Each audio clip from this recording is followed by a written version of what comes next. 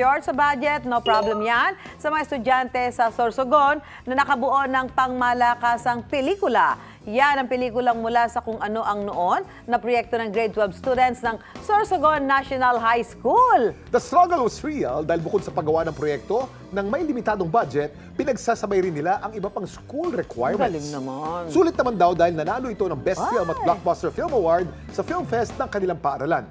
Ang pasilip sa kanilang school project may 1.4 million views na sa Facebook. Galing naman ito mga Galing, estudyante no? to. Good luck at lalo pa pagbutihin ng pag-aaral. Pagaling ng pagaling. Pagaling ng pagaling.